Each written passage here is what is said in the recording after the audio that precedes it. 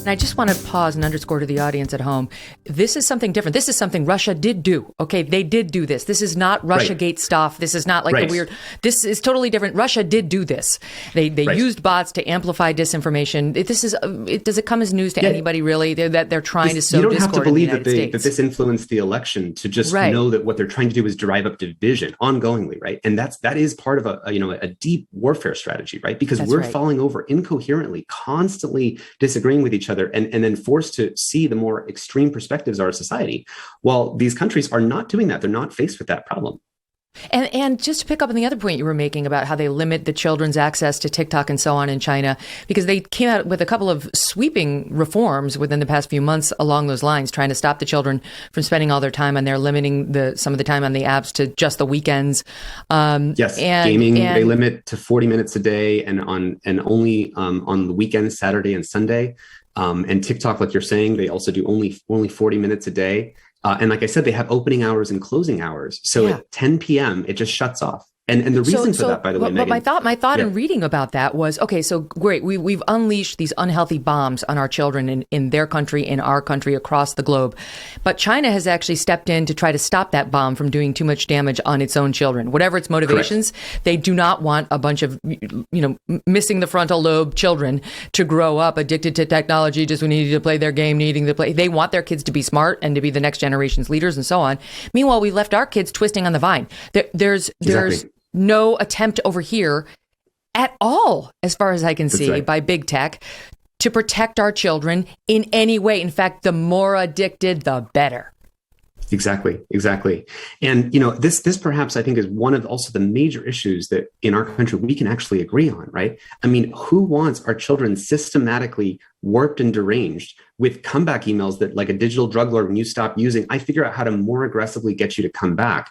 And, Frances Haugen, the Facebook whistleblower, people point to her credibility. It's not her credibility that matters. She was just leaking Facebook's own research documents. She had their own documents. And they found that 13% among teens who reported suicidal thoughts, 13% of British users and 6% of American users traced their desire to kill themselves on Instagram.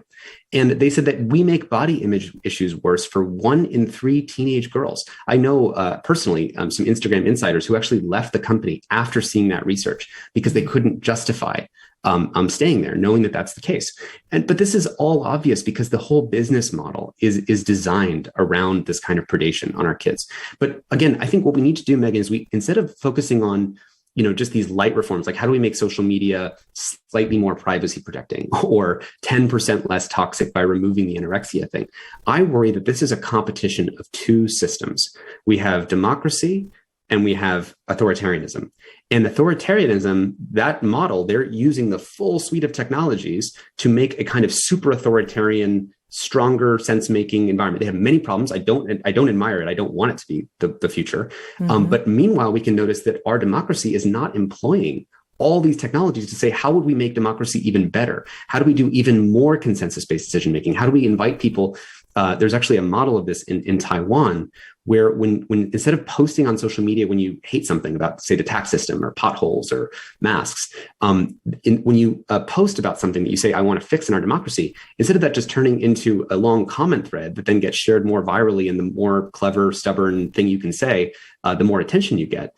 In their system, when you say, I want to fix the tax system has a problem, you get invited into a Zoom call, a stakeholder group that actually talks about how you would improve it. And you actually get with other citizens and you're actually designing the improvement to that system. And then that's taken to the digital minister to actually implement. We could have a whole basis of technology that's about strengthening our democracy. And that's my concern about what we need to do. We don't need 5% less toxic social media. We need to sort of reinvigorate the values of the Declaration of Independence for a 21st century age. So we're not antagonistic to technology. We're using it to make a stronger democracy. My gosh, it just makes me think, I don't really like the crackdown on, alleged hate speech or what have you. And I don't like big tech censorship. And I never thought Mark Zuckerberg should have been pulled into that. He was originally like, it's not my job to police the internet and conversations having it. And I was like, right on, that's the American way. But then he did submit and so on. But we're focused on the wrong stuff. That is not the problem of big tech. I mean, it's irritating, but it's not the problem. Their sins are so much more nefarious and ingrained and deep and part of the business model than all that stuff, which is a noise distraction. Exactly. And in fact, Facebook, after Frances Haugen came out, we actually now know from Wall Street Journal reporting, they were consciously trying to frame. So she released all this research about how much it's dividing and polarizing us and hurting kids.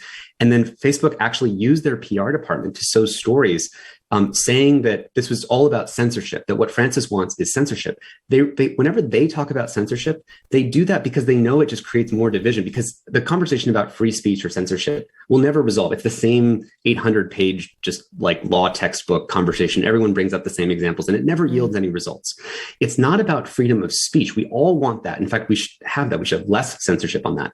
What we need is we have to be careful about reach. We've decoupled power and reach from responsibility. Typically in the past, the greater the broadcasting capacity you would have, the more responsibility you would have. Yes. Because you're reaching a large number of people. Now we have a single TikTok influencer.